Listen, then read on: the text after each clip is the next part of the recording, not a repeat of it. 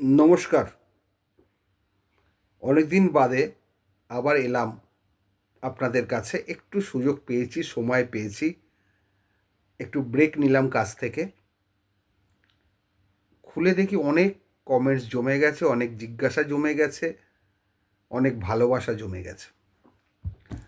যেগুলো common question তার মধ্যে অন্যতম হলো, কয়েকজন সাবস্ক্রাইবার জিজ্ঞেস করেছেন যে টেনেন্ট রেন্ট কন্ট্রোলে ভাড়া দিচ্ছিল,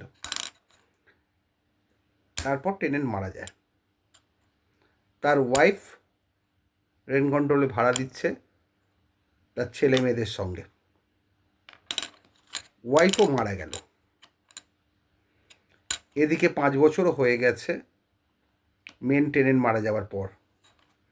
তাহলে তার ছেলেমেয়েরা ভাড়া দিতে পারবে কি পারবে না রেন্ট কন্ট্রোলে? আর এক ছেলেও মারা গেছে, তার গ্র্যান্ডসন আছে, তারাও ভাড়া দিতে পারবে কি পারবে না রেন্ট কন্ট্রোলে?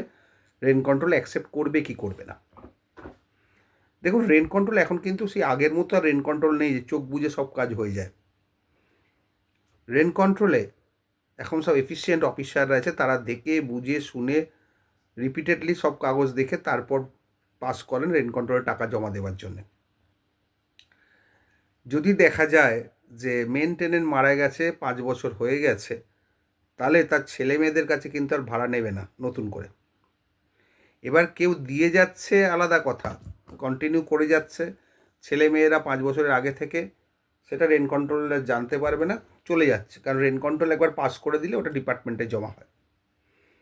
কিন্তু যদি দেখা যায় যে ওয়াইফও মারা গেছে, কারণ ওয়াইফের লাইফ লং টেনেন্সি, ওয়াইফ দিতেই পারে, ওয়াইফও মারা গেছে ছেলে মেয়েদের কাছে, তখন কিন্তু যদি ছেলেমেয়েরা ফ্রেশভাবে দিতে চায় বা গ্র্যান্ডসন যদি ফ্রেশভাবে দিতে চায়, তাহলে কিন্তু রেন্ট কন্ট্রোল অ্যাকসেপ্ট করবে না।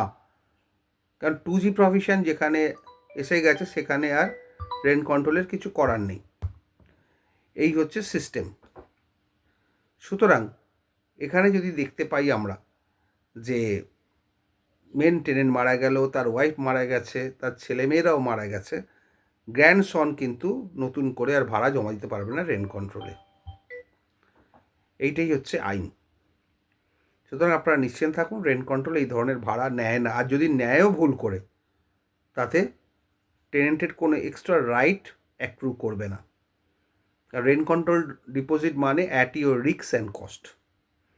যদি সেটা ভ্যালিড ডিপোজিট হয় তবেই বোনাফাইড হবে, আর যদি ইনভ্যালিড ডিপোজিট হয় তাহলে ডিফল্টার হবে। ভালো থাকবেন।